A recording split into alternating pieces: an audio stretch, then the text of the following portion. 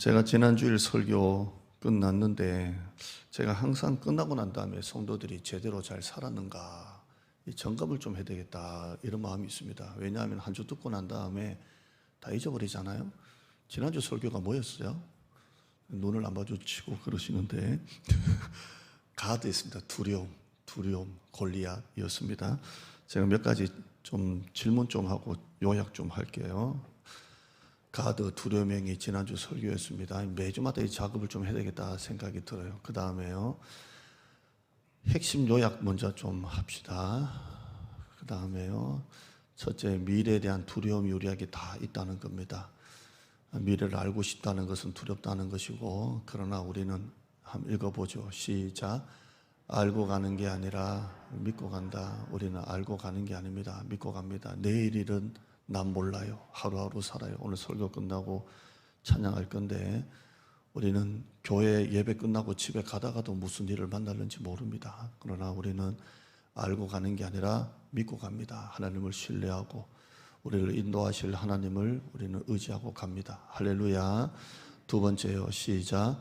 미래를 아는 것은 복이 아니다. 아브라함이 미래를 다 안다면 그거 어떻게 삽니까? 몇 년 뒤에 네 손자가 그렇게 팔려가고 뭐 싸우고 죽고 그러면 사람 미치죠. 그러니까 미래를 아는 것은 복이 아닙니다. 두 번째요. 시작. 두려움의 영에 사로잡히면 일어나는 일은 무엇인가요? 글자 크게 하고 작게 하고 참 작업 잘했네. 자, 꿈에 두려움에 잡히면 꿈에 타협점을 쳤습니다. 안주하게 되죠. 소박한 게 아니라 두려운 것입니다. 그래서 이만한 꿈을 꾸다가도 두렵기 시작하면 꿈을 자꾸 작게 만드는 거예요. 왜? 타협을 찾는 거예요. 타협. 이게 되겠나 안 되겠나. 그리고 두려움에 사로잡히면 사명을 감당할 수 없습니다. 사도 바울이 만약에 두려웠으면 세계 선교 못했습니다. 두려움에 잡히면 사명을 감당할 수 없습니다. 목회자도 마찬가지고 장로님도 마찬가지고 여러분도 마찬가지고요. 사로잡히면 이런 일이 일어난다는 겁니다. 안주하게 만들고 타협하게 만들고. 그 다음에요. 두려움은 없는 게 아닙니다. 우리 모두에게 다 두려움은 있습니다. 그러나 두려움은 믿음으로 극복하는 겁니다. 할렐루야. 적용 질문 좀 하죠. 두 번째 단락 적용 질문.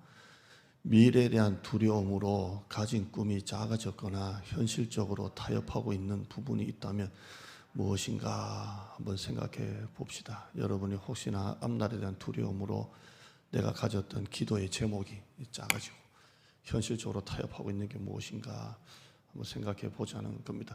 이게 목장 모임을 하면 제가 매주마다 교환을 내줬기 때문에 이게 똑같은 방식인데 나가는데요. 목장 모임을 안 하고 있으니까 설교를 이게 점검을 못해서 이제 그 다음 주에 한 번씩 점검을 하는 겁니다. 자, 내가 그렇게 타협하고 있는 게 무엇인지 한번 점검해 봅시다. 분명히 있을 겁니다. 두 번째요. 시작. 두려움에 지배를 당하고 있습니까? 믿음으로 두려움을 이거는 두 줄로 만들어야 돼요. 두 줄로. 믿음으로 한 칸 내려가지고 내가 준 대로 그대로 만들어야 돼요. 두려움에 지배를 여러분이 당하고 있습니까? 아니면 여러분이 믿음으로 두려움을 지배하고 있습니까? 지금 여러분이 막 염려하고 걱정하고 불안한다는 것은 지금 지배당하고 있는 거잖아요.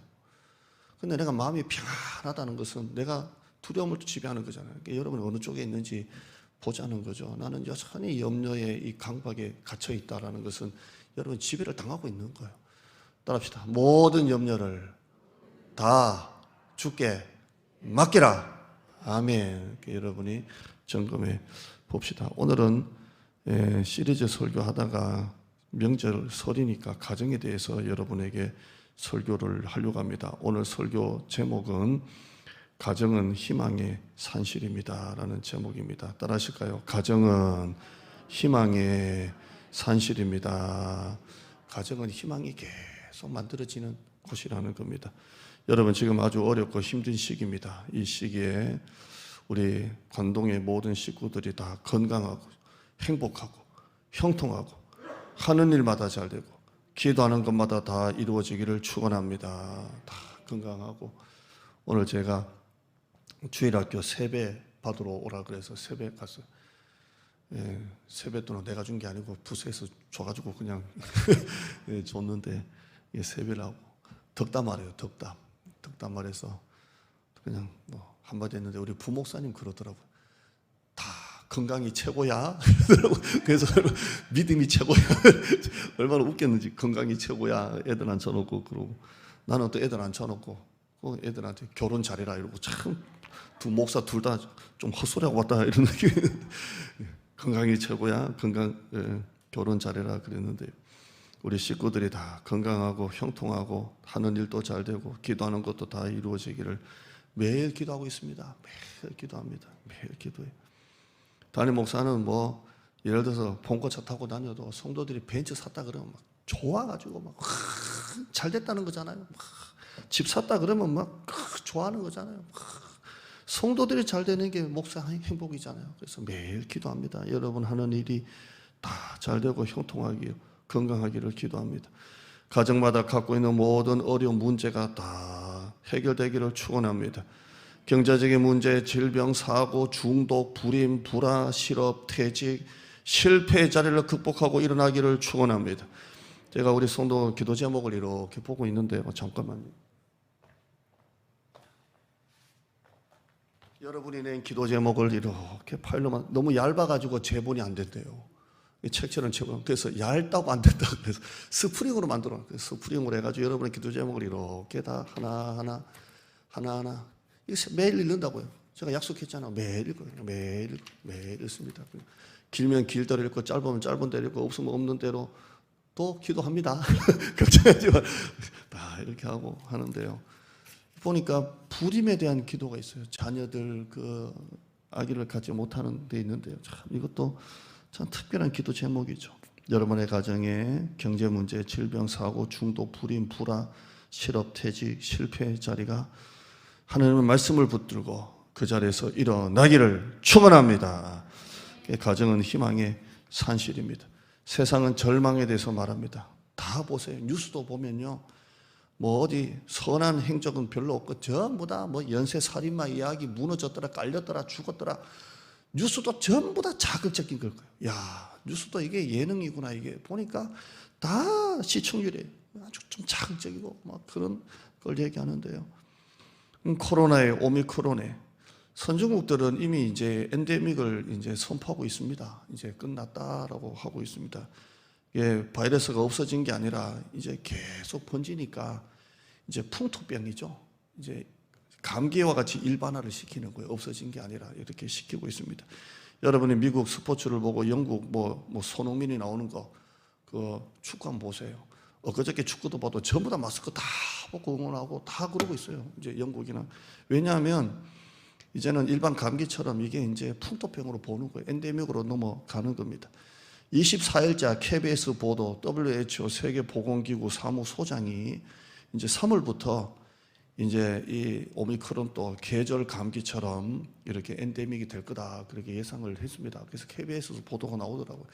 세계보건기구 WHO 사무소장이 이제는 오미크론도 3월부터 이제 계절 감기처럼 일반화될 거다라고 얘기했고 우리나라도 정부 부처 전문가가 3월 되면 엔데믹이 올 거다 그렇게 보고 있습니다. 이제 정권이 바뀌면서 이제 싹 이제 풀릴 거라고 보는데요.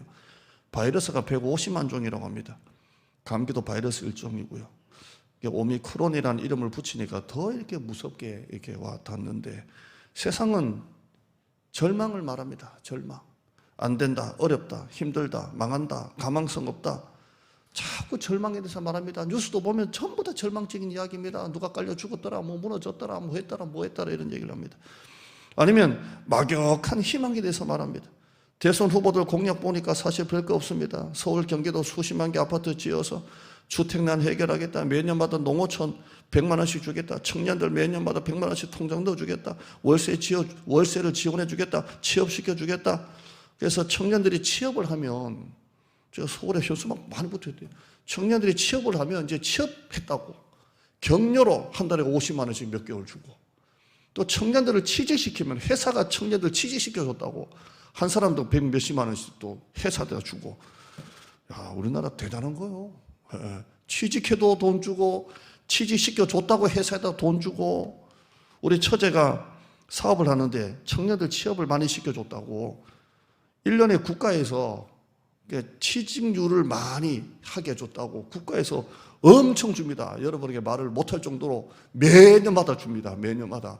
야, 저 회사고 일자리가 필요해서 직원 필요해서 고용했는데 많이 했다고 거기다가 엄청 줍니다. 깜짝 놀랄 정도로 주는데 제가 액수는 말 못하겠습니다. 참 우리나라가 대단하다. 그러나 여러분, 세상에 공짜가 없다고 몇 번 말하죠. 빚이고 받는 만큼 세금 올라갑니다. 여러분, 세상은 절망의 산실입니다. 아니면 막역한 희망에 대해서 말합니다. 그러나 가정은 희망의 산실입니다. 가정은 희망의 산실입니다. 세상에서 지치고 힘들고 피곤하고 상처받고 실패하고 윗사람한테 한 소리 듣고 자존감이 완전히 바닥이 돼도 집에 오면 회복이 됩니다. 집에 오면 희망이 생기는 것입니다. 할렐루야. 오늘 이 이야기를 모세의 가정을 통해서 여러분에게 설교를 좀 하려고 합니다. 모세의 아버지 이름은 아므람이고 어머니는 요게벳입니다. 출애굽 6장 20절에 그 이름이 나오는데요. 읽어보죠. 시작. 아므람은 그들의 아버지의 누이 요게벳을 아내로 맞이하였고 그는 아론과 모세를 낳았고 아므람의 나이는 137세라 되겠습니다. 부모 이름이 나오죠. 아므람이고 요게벳입니다. 아므람의 이름의 뜻은 고상한 백성이다. 참 아름다운 백성이다라는 뜻을 갖고 있고 요게벳은 여호와는 영광이시다라는 이름을 갖고 있습니다. 이름이 참 좋죠. 아버지는 하나님의 참 아름다운 백성이다. 요게벳은 여호와는 영광이시다라는 이름의 뜻을 갖고 있습니다. 두 사람 다 출신 지파가 레위 지파입니다. 2장 1절에 나옵니다. 1절에 보면 우리가 읽었던 레위 가족 중 한 사람이 가서 레위 여자에게 장가들어. 둘 다 레위 지파입니다. 성직자 계열이고요. 그래서 모세의 형 아론이 그 이스라엘 1대 대제사장이죠. 1대 대제사장. 왜? 레위 지파니까 1대 대제사장이 됩니다. 두 사람은 결혼해서 신앙의 가정으로 레위 지파 가문답게 세워지기를 원했을 겁니다. 그런데 그들의 현실이 너무나 참혹합니다. 맏딸이 누굽니까? 맏딸 미리암입니다. 맏딸이 미리암이고 둘째가 아론이고 셋째가 모세입니다. 이렇게 미리암, 일녀 이남, 미리암, 아론, 모세 이렇게 되었습니다. 이렇게 아이를 낳을 때 이스라엘 형편이 너무나 참혹합니다. 이 세 자녀가 애굽에서 종살이 하는 중에 다 태어났죠. 노예 생활하다가 태어나서 태어날 때부터 노예입니다. 그런데 모세가 태어날 때는 더 참혹했죠. 엄청난 명령이 애굽 왕에게 떨어집니다. 애굽 왕 바로가 자기들의 노예인 이스라엘 백성들의 인구가 막 갑자기 늘어나니까 이게 두려움이 생기기 시작합니다. 결국 애굽 왕이 내린 명령이 뭡니까? 산파들에게 명령하기를 만약에 너희들이 히브리 여자에게 가서 아이를 받을 때에 여자아이거든 받아서 살려내고 남자아이거든 그 자리에서 죽여라고 명령을 합니다. 산파들은 이 명령을 받는 거예요. 아기를 받을 때 여자면 받아내고 남자면 죽이라는 거예요. 뭐 칼로 죽이든 뭐 목을 졸라 죽이든 바로 그냥 죽이라고 명령을 내립니다. 1장 16절에 나와 있습니다. 1장 16절 보시면 16절 1장입니다. 1장에 이르되 너희는 히브리 여인을 위하여 해산을 도울 때에 그 자리를 살펴서 아들이거든 그를 죽이고 딸이거든 살려두라 이렇게 명령을 합니다. 딸은 살려내고 아들은 바로 그 자리에서 목을 졸라 죽이든 죽이라고 합니다. 그런데 이 두 명의 산파가 나오는데 십부라와 부하죠. 이 두 명의 산파가 역시 히브리 사람이에요. 히브리 사람이기 때문에 이 왕의 명령보다 하나님의 명령이 더 두려운 거예요. 그래서 이 두 산파가 왕의 명령을 어기고 남자아이를 살려냅니다. 계속 살려냅니다. 그 이유가 하나님을 두려워해서 살렸다라고 말하고 있습니다. 이 십부라와 부하는 애굽 왕의 명령보다 하나님의 말씀을 더 두려워했습니다. 그래서 죽을 각오를 하고 아이를 살려냅니다. 이 여자의 이 두 여인의 믿음으로 말미암아 이스라엘 남자들이 살아난 거예요. 그 중에 모세가 있는 거예요. 모세가 이 히브리 산파들의 믿음의 행동으로 인하여 살아난 겁니다. 두 여인의 믿음의 행동이 출애굽의 지도자 모세를 살린 것입니다. 여러분 또 사람을 살리는 사람 되시기를 축원합니다. 뭡니까? 전도입니다. 전도는 믿음의 행동 중에 가장 절정입니다. 여러분이 믿음의 행동을 통해서 한 사람을 구원하고 한 가정을 구원하기를 주님의 이름으로 축원합니다. 올해 2022년도 1호 전도 우리 전수복 권사님이 하셨죠. 그래서 엄정은 성도님이 저렇게 열심히 나오는데 속히 2호 전도가 나오기를 축원합니다. 하나님 2호 전도 주세요. 2호 나오고 3호, 4호, 5, 6호, 7호, 8호. 맞았으면 좋겠어요. 방문자보다 지금 말하는 건 전도 등록입니다. 여러분이 속히 2호 전도, 여러분의 믿음의 행동 전도가 한 사람을 구원하고 그분을 통해 그 가정이 구원되기를 주님의 이름으로 축원합니다. 이렇게 해서 두 산파로 인해서 모세가 죽을 생명에서 살아났습니다. 이런 혹독한 시련기에 태어난 아기 모세를 모세의 부모가 어떻게 했을까요? 첫째 따라하실까요? 하나님의 시각으로 자녀를 보았다. 한 번 더요. 하나님의 시각으로 모세를 보았다. 자, 보세요. 아들 낳으면 죽어야 돼요. 죽죠. 그러면 히브리 여자들이 임신을 하려고 했겠어요? 안 하려고 했겠어요? 사실 아기를 낳는데 이게 아들인지 딸인지 성별 구별이 지금은 병원 가면 알 수 있지만 모르잖아요. 그러니까 누가 임신을 원하겠냐고요. 낳으면 이 아들인지 딸인지 낳자마자 기관 운명을 처해 있는데, 그러니까 가급적이면 그 임신하기 두려웠을 거예요. 그런데 이 가정에 이제 이 아므람과 요게벳 가정에 아기가 생긴 거예요. 그러면 이 두 사람이 아기 가지는 것도 두려운데 임신해도 두려운데 뭘 바랬을까요? 제발 아들이 아니라 딸이기를 바랬을 거예요. 왜? 10개월 동안 품고 있다가 태어나는데 그게 아들이면 바로 그 자리에서 죽는 걸 그 눈으로 봐야 되는데 딸이기를 그렇게 바라지 않았겠어요? 하나님 제발 이 아이가 딸이기를. 근데 원하지도 아니하고 기대하지도 않았던 아들이 그 부부에게서 태어났습니다. 근데 모세의 부모는 태어나자마자 죽을 수밖에 없는 이 아들을 어떻게 보았습니까? 2절 말씀 보실까요? 2절 한번 읽어보시죠. 오늘 내용이 조금 길어서 템포를 좀 빠르게 합니다. 좀 양해해 주시고 2절 한번 읽어보시죠. 시작. 그 여자가 임신하여 아들을 낳으니 그가 잘생긴 것을 보고 석 달 동안 그를 숨겼다라고 되어 있습니다. 아들을 낳았는데 그 아들이 뭘 봤다고요? 잘생긴 걸 봤다. 여러분, 누가 봐도 못생겨도 엄마는 예쁩니다. 누가 봐도 못생겼는데 애는 예쁩니다. 예. 제가 우리 교회 와서 이제 출산 신방을 한 번도 못 했잖아요. 근데 모포에서는 뭐 하면 출산 신방을 그렇게 자주 갔어요. 젊은 가정들이 많다 보니까 그 애들이 지금 다 고등학생이고 청년이고 중학생이고 그런데 아무튼 그때 이제 제가 그때 6학년이 지금 청년부모였어요. 걔가 지금 8살, 9살이고 그러잖아요. 세월이 10몇 년 지났어요. 근데 가보면 진짜 이쁜 애도 있는데 그 시기도 있긴 있습니다. 그럼 뭐라고 하죠? 목사님이 선한 거짓말. 어떻게 요런 애가 그리고 이제 말 안 합니다. 자, 누가 봐도 못생겨도 부모는 자식이 예쁘죠. 잘생겼죠. 근데 이 잘생겼다는 것은 단순하게 아들이 예쁘다, 잘생겼다가 아니라 원어로 보면 좀 깊은 의미가 담겨져 있습니다. 원어로 보면 토부입니다. 토부.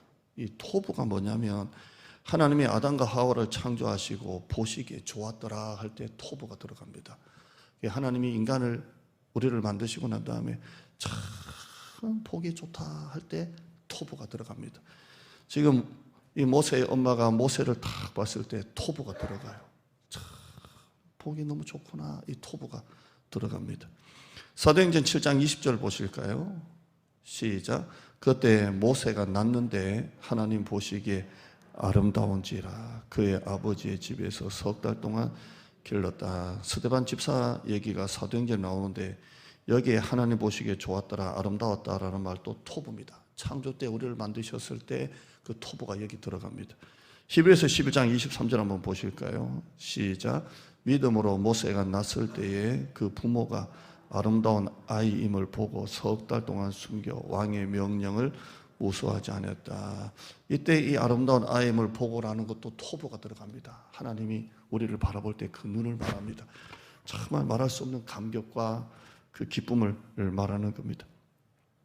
죽을 아들입니다. 그런데 그 부모는 그 아들을 볼 때 하나님의 눈으로, 하나님의 시각으로 보았다는 겁니다. 제가 수요일 날 제가 한번 낙태 설교한 적이 있습니다. 그때 설교할 때 예수님 탄생할 때 헤로드 왕이 2살 이하 아이를 다 죽이라고 했습니다. 자, 오늘 이 애굽왕 바로 왕이 태어나거든 바로 죽이라고 했고 히브리 산파가 살려내니까 그 다음 대책이 뭐예요? 만약에 너희들이 가서 애가 벌써 태어나가지고 못 죽였으면 뭐라고 합니까? 나일강에다가 집어 던져가지고 익사시켜 죽이라고 하죠. 몸 밖에 태어난 아기를 죽이는 거나 몸 안에 있는 그 생명을 죽이는 거나 지금 낙태 폐지하는 게 뭐가 다르냐는 거예요. 제가 그때 수요일날 설교한 게 그겁니다. 제목이 뭐였습니까? 몸 밖의 악이나 몸 안에 있는 악이나 똑같은 생명이라는 거예요. 지금 우리 보수 기독교가 강력하게 반대하는 두 가지 법안이 있습니다. 하나는 동성애, 그리고 차별금지법 같은 거죠. 낙태 폐지, 동성애를 차별금지법, 그 다음에 낙태 폐지입니다. 동성애 합법화는 반드시 동성 결혼으로 이어집니다. 여러분, 미국 전체 이 나라 그때 수요일날 제가 막 전 세계 지금 동성 결혼이 합법화된 나라 제가 완전 다다다다닥 제가 불러드린 적이 있습니다. 여러분, 동성애가 합법화가 되면 동성 결혼은 그대로 이어집니다. 동성애가 합법화됐는데 남자와 남자, 여자와 여자가 결혼하는 게 뭐가 문제가 됩니까? 지금 이 법안도 같이 지금 계속 들어오고 있지 않습니까? 이건 반드시 이어집니다. 여러분, 유럽이나 북미나 전체를 한번 보십시오. 동성애가 합법화된 나라는 반드시 동성 결혼으로 이어집니다. 미국도 동성 결혼이 합법화됐죠. 오바마 때 합법화됐습니다. 지금 우리가 이걸 계속 이 법안을 놓고 이제 기도를 하고 있는 겁니다. 여러분, 이 둘 다 가정을 파괴하는 겁니다. 동성 결혼은 인구 절감인 이 인류가 완전히 파괴되는 겁니다. 하나님의 창조 질서를 파괴하고 가정이 파괴되고 낙태도 마찬가지입니다. 가정이 파괴되는 겁니다. 이 법안이 통과되지 않아도 우리나라는 이미 낙태 공화국입니다.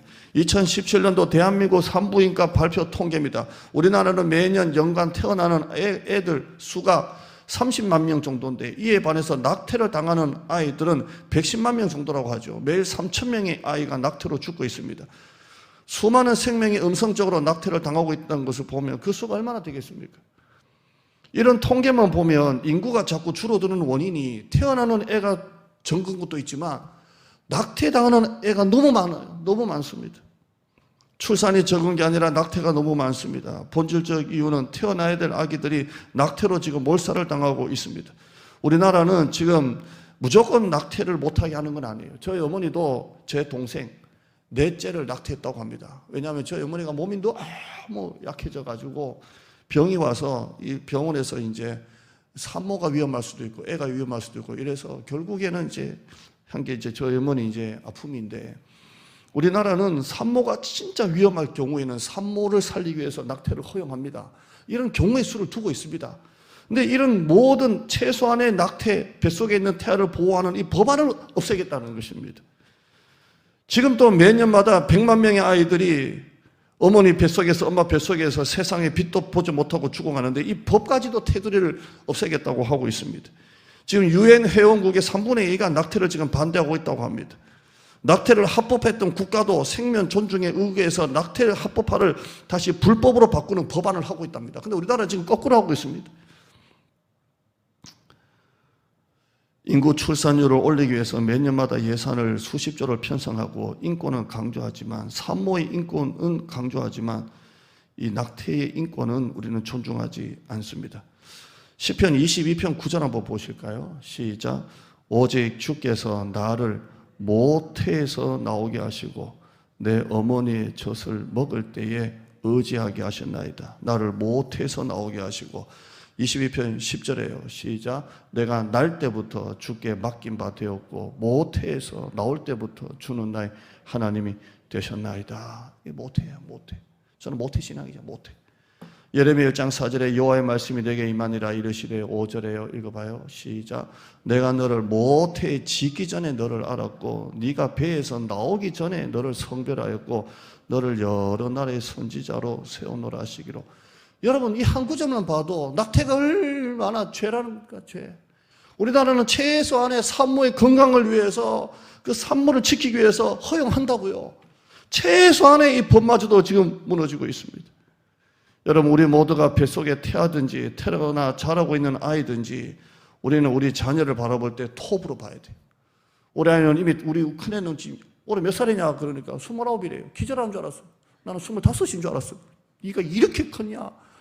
내가 네 나이 때는 말이야 너를 낳고 네 동생은 뭐 벌써 29이래요. 이야. 그런데 이 큰 아이들도 무슨 눈으로 봐야 돼요? 톱의 눈으로 봐야 돼요. 토부의 눈으로. 그 옥하는 목사님 목회할 때 사랑의 교회 어느 젊은 신실한 집사님 부부가 제가 용산에 있을 때 간증하러 온 적이 있습니다. 이 부부가 간증을 했는데요.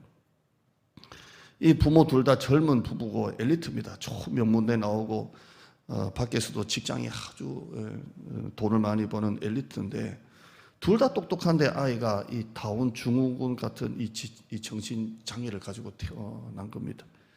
그렇게 원망스럽더랍니다. 그렇게 원망스럽고 그렇게 그냥 화가 나고 그래서 하나님 앞에 우리 부부가 무슨 죄가 있어서 이런 아이를 주셨냐고 막 그랬답니다. 그런데 그러면서 우리가 이 아이를 뱃속에 품고 있을 때 이 아이를 향한 꿈이 어떤 꿈인지 아냐고. 진짜 이 아이를 향한 꿈을 갖고 있잖아요. 그 똑똑한 부부가 어떤 꿈을 갖고 있었는데 이런 아이를 주냐고 막 원망이 되고 그 아이 손을 잡고 나가는 게 안고 나가는 게 창피스럽고 막 사람들이 막 뭐 가는 것도 부끄럽고 그래서 아이를 막 감추고 막 그랬답니다. 그런데 오늘날 하나님의 말씀이 들렸더래요. 무슨 말씀이 들렸냐면 너희 둘이 아니면 이 아이를 세상에서 키워줄 사랑으로 키워줄 부모가 없을 것 같아서 너희 둘에게 보낸 거란다. 이런 음성을 들었답니다. 막 그렇게 기도하는데 너희 둘이 아니면 이 아이를 사랑으로 키워줄 부모가 없을 것 같아서 내가 너에게 이 아이를 보낸 거란다. 이 아이를 사랑으로 키워줄 수 없겠니? 이 음성을 듣고 완전히 깨졌답니다. 완전히 깨졌대요. 이 아이는 하나님이 우리 가정에 주신 축복이구나, 선물이구나. 하나님이 우리 부부를 사랑해서 사랑으로 키워줄 부부를 찾다가 우리 가정에게 주셨구나. 완전히 관점이 바뀐 거예요. 그때부터 이 부부가 아이의 이 장애가 하나도 안 보이는 거예요. 모든 것이 아이가 사랑스러워지는 거예요. 하나님이 우리 가정에 축복으로 주신 거구나. 우리 가정을 우리 부부를 사랑하셔서 사랑으로 키워줄 부부를 찾다가 우리 부부에게 주신 거구나. 토부가 되는 거예요. 그리고 그런 아픔을 가진 부모가 사랑교회가 큰 교회니까 교회 안에 너무 많다는 것을 알게 됩니다. 그리고 그런 모임을 갖게 됩니다. 같은 상처를 가진 부모가 한 가정이 오기 시작하고 그들의 리더가 돼서 그들의 자기가 가진 상처를 가지고 그분들의 상처를 치유하는 그런 모임을 가진다고 합니다. 여러분, 우리 아이를 톱으로 봐야 돼요. 모세는 자기가 살려고 태어난 아기가 아닙니다. 민족을 살리기 위해서 태어난 아이입니다. 하나님은 그 목적으로 그 집안의 아기를 보내신 겁니다. 여러분, 어느 자녀라도 우연히 여러분의 가정에 태어난 아이는 한 명도 없습니다. 하나님이 여러분의 가정에 목적을 두고 계시고 그 아이를 향한 하나님의 소원이 있기 때문에 여러분에게 그 가정에 여러분에게 그 아이를 주신 것입니다. 여러분이 여러분의 자녀를 바라볼 때 더할 것 없는 하나님의 선물로 하나님의 축복으로 바라보시기를 축원합니다. 하나님이 여러분을 사랑하셔서 여러분에게 이 아이를 주신 거예요. 때로는 이렇게 지지리도 말을 안 듣냐 이게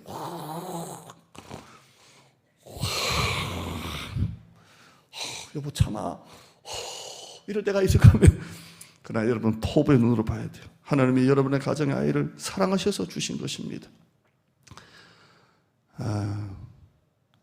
오늘 집에 가서 적용합시다. 뒤에 그 질문은 없지만 집에 가서 아이 꼭 안아주고 소고기 사주기. 자, 두 번째, 이 가정은 믿음으로 모세를 키웠습니다. 히브리서 11장 23절 말씀에 시작. 믿음으로 모세가 낳았을 때 그 부모가 아름다운 아이임을 보고 석 달 동안 숨겨 왕의 명령을 무소하지 아니하였고.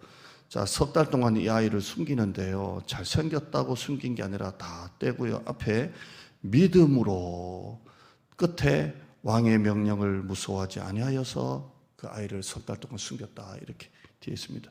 잘생긴 것만이 아니라 믿음으로 하나님이 이 아이를 지켜주실 줄 믿고 이 아이를 살려냈다, 석 달 키웠다라고 말합니다. 결국 석 달이 지나니까 더는 숨길 수가 없습니다. 왜냐하면 석 달 정도 지나면 애가 우는 소리가 보통 아니잖아요. 앙! 하고 울면 들킵니다. 그래서 부모가 어떻게 합니까? 3절 보실까요? 3절입니다. 3절 같이 읽어요. 시작. 그를 위하여 갈대 상자를 가져다가 역청과 나무 진을 칠하고 아기를 담아 나일 강가 갈대 사이 두고 어떻게 합니까? 갈대 상자를 만들어요. 갈대 상자가 뭐예요? 갈대 잎을 엮어가지고 꼼꼼하게 이렇게 좀 물이 셀까봐 꼼꼼하게 해가지고 아주 수작업으로 막 만들어가지고, 그리고 거기다가 역청과 나무 진을 칠해가지고 방수를 합니다. 방수를 하죠. 그리고 그 안에다가 좀 푹신하게 만들었겠죠. 아기를 거기 담아서 갈대 사이에 둡니다. 나중에 애굽 왕의 공주가 목욕하러 나왔다가 이 상자를 발견을 하죠. 옛날 저는 만화를 보거나 공과를 보면 선생님이 꼭 그러더라고요. 상자가 둥둥둥둥 떠내려가다가 공주가 탁 목욕하다가 어머 이게 뭐야? 이러면 또 집에 가면 우리 또 애한테 혼난다. 제발 설교 좀 아주 젠틀하게 공주가 이게 뭔가? 이렇게 해서 이제 발견했다고 들었는데요. 성경 그렇게 되어 있지 않습니다. 여러분 다시 한번 3절 보시면 그냥 재미로 보자는 거죠. 둥둥둥 떠내려간 게 아니고 3절 끝에 보시면 나일 강가 갈대 사이에 두고라고 되어 있습니다. 떠내려간 게 아니고 떠내려가지 않게 그 갈대 사이에 딱 고정을 시켜 놓은 겁니다. 자꾸 둥둥 떠내려갔다는 거 둥둥 떠내려간 줄 알았어요. 딱.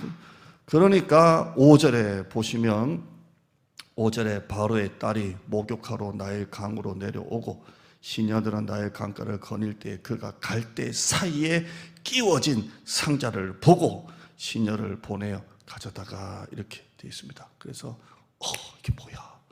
열어봐. 이렇게 나옵니다.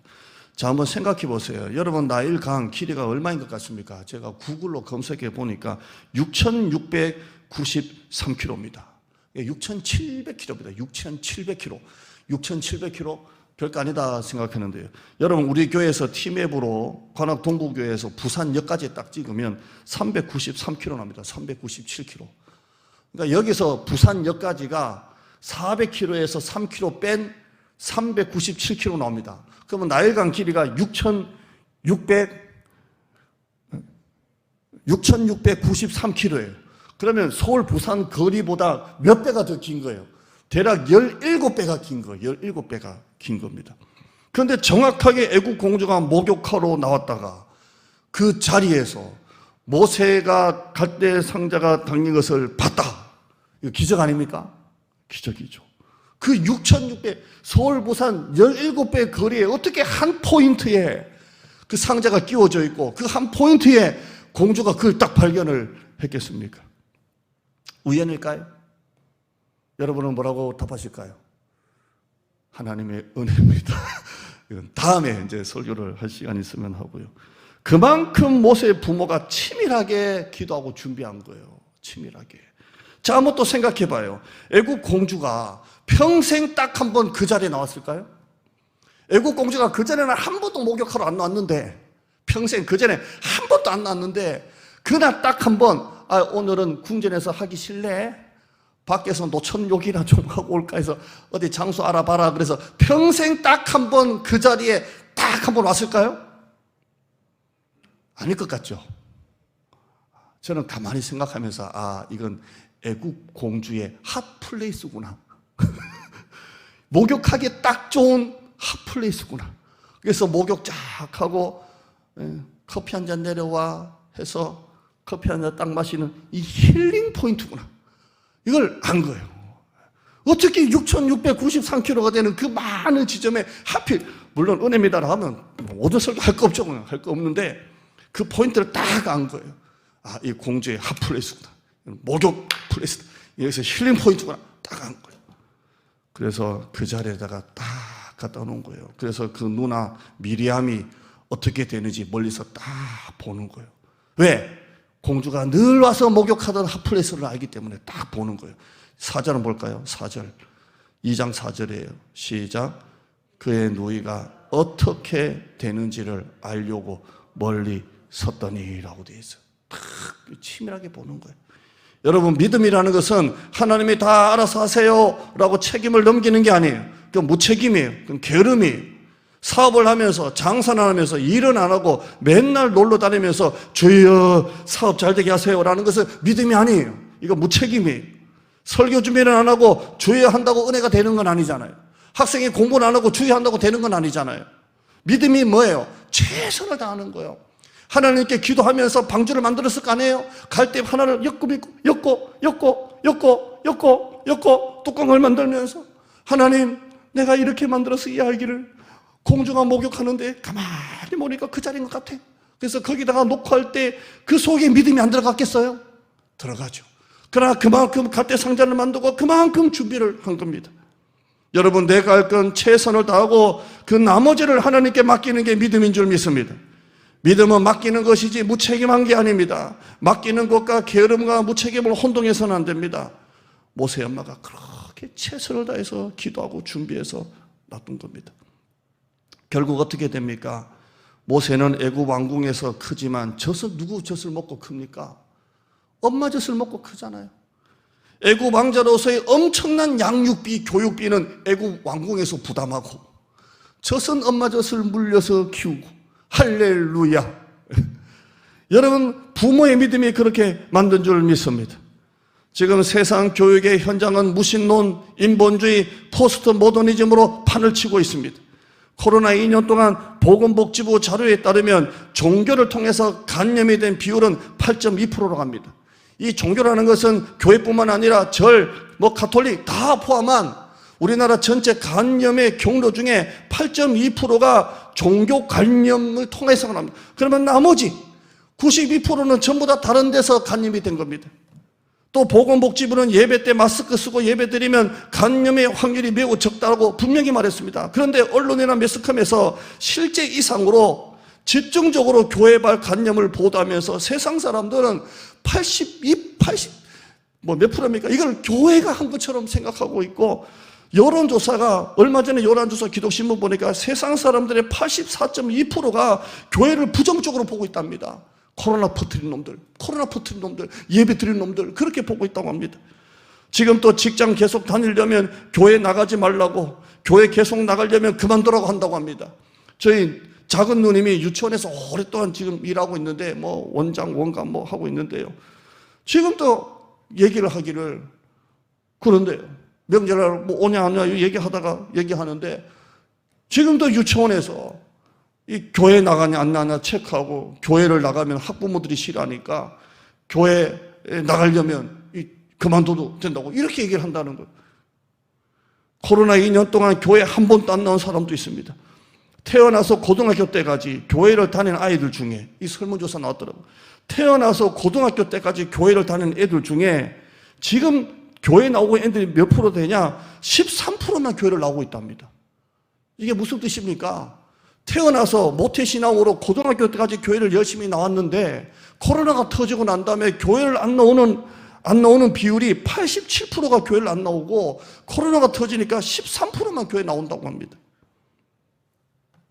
이번에 여당 정치인이 어느 산에 갈 때 그 절에서 입장료를 받잖아요. 그게 다 이제 절로 수입이 되잖아요. 그러니까 여당의 민주당의 한 국회의원이 그걸 한마디 했잖아요. 그냥 그 통행료가 다 절로 가는 거 아니냐 한마디 했다가 그냥 불교 개통해서 막 난리가 났잖아요. 떼비난을 했잖아요. 그 내가 할 말 했구만. 근데 아무튼 떼비난 당했습니다. 카톨릭 도심에서 카톨릭 도를 만든다고 하니까 불교가 강력하게 지금 비판을 하고 있습니다. 그러니까 덜덜덜 떱니다. 불교가 막 일어나니까. 그래서 한마디 했던 그 여당 정치인이 완전히 막 콘에 몰려가지고 막 제명시키라 이런 얘기까지 막 나오고 있다고 합니다. 야, 불교의 힘이 저렇게 강한가? 또 시에서 카톨릭 노라고 그 도심의 명동에 어딘가요? 그 도로를 만들어 줄 정도로 도로명 이름이, 거리명이 카톨릭 뭐랍니다. 근데 기독교는 뭐예요?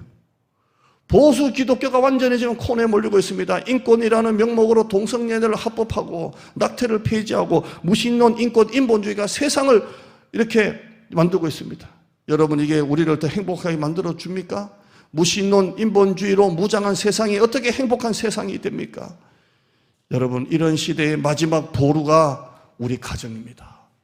이 시대에, 이 무신론, 인본주의, 포스트 모더니즘 이 시대에 마지막 보루가 여러분의 가정인 줄 믿습니다.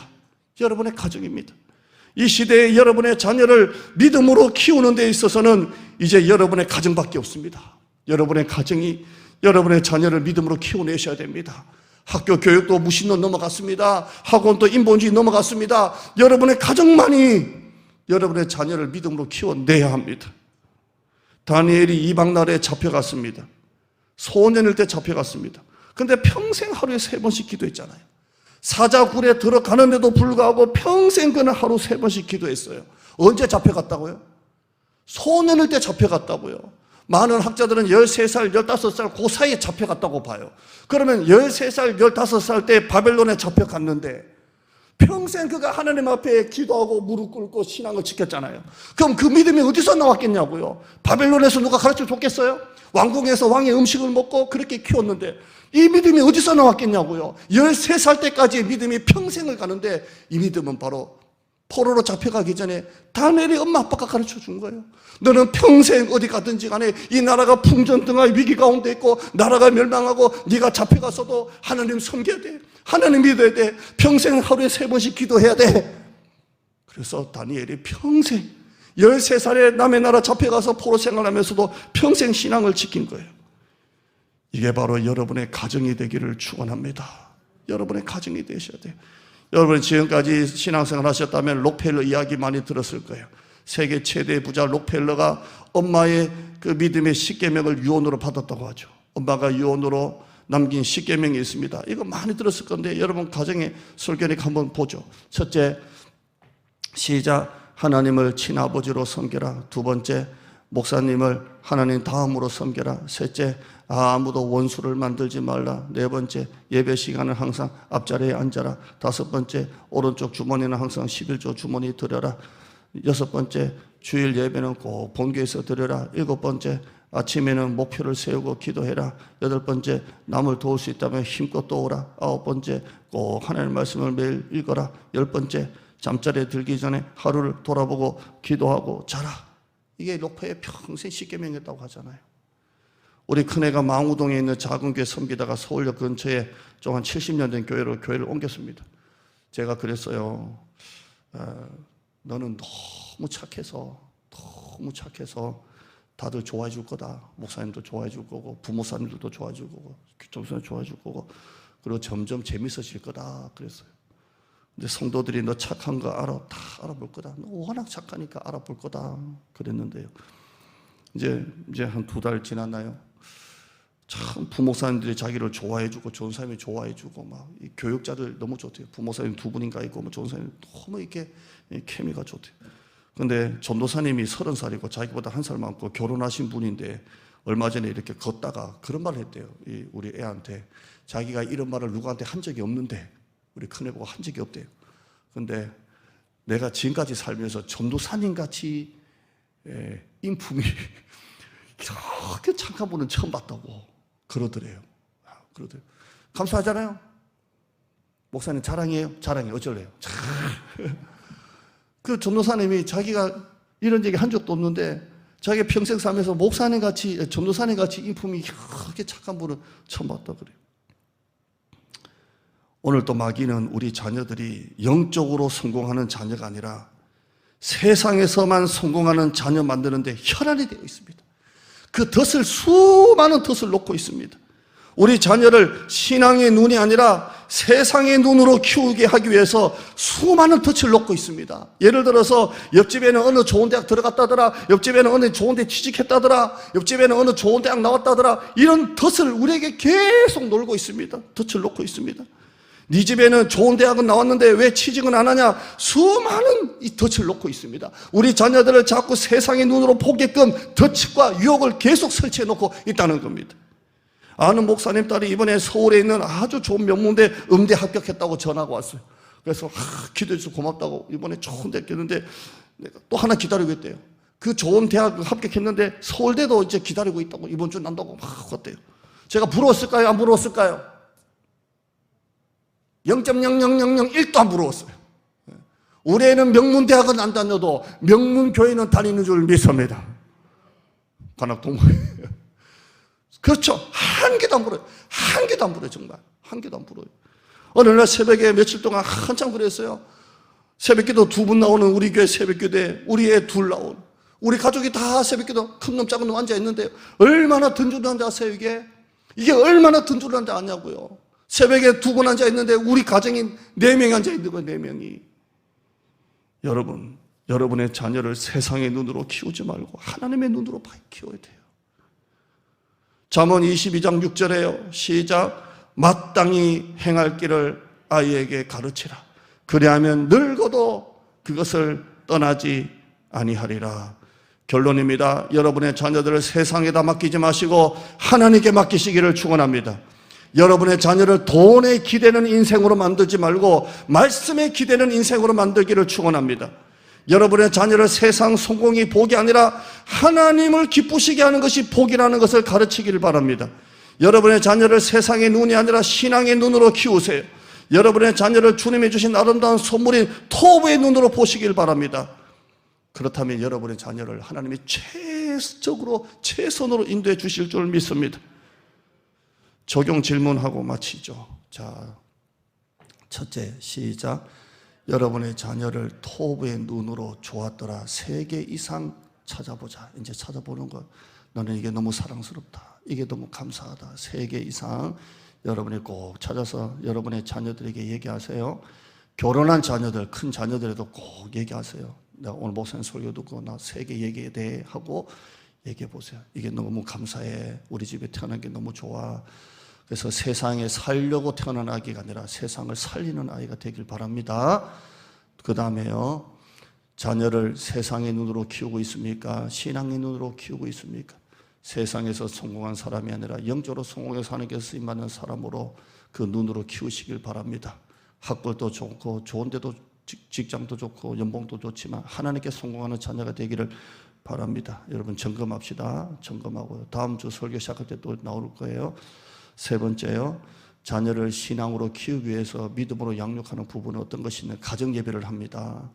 아니면 새벽 기도 때 아이 이름을 부릅니다. 뭐 이런 게 있겠죠. 여러분이 꼭 점검해 보시기를 바랍니다. 여러분의 가정이 희망의 산실이 되기를 축원합니다. 하나님 감사합니다. 이 악하고 하나님 없는 시대, 하나님이 어딨냐? 보수 기독교가 코너에 몰리고 무신론 인본주의가 판을 치는 이 시대에 가정만이 지금 마지막 보루입니다. 가정만이 마지막 보루입니다. 모세, 아므람, 요게벳 이야기 나눴습니다. 토부의 눈으로 계속 사랑의 눈으로 보고 믿음으로 세상의 눈이 아니라 신앙의 눈으로 아이를 잘 양육해서 마땅히 행할 길을 아이에게 가르치라. 그리하면 늙어도 그것을 떠나지 아니하리라. 우리 가정들 다 되게 하여 주시고 어릴 때 주일학교 열심히 다 잘 다녔다는 자녀들도 많습니다. 그런데 지금 만약에 교회를 나오지 않고 있다면 진짜 가슴을 찢고 옷을 찢는 게 아니라 가슴을 찢고 기도해서 그 자녀가 더 늦지 않게 교회에 다시 다 돌아와 우리 교회에서 3대가 함께 예배드리는 그런 가정들 다 되게 하여 주시옵소서. 예수님의 이름으로 기도드리옵나이다. 아멘.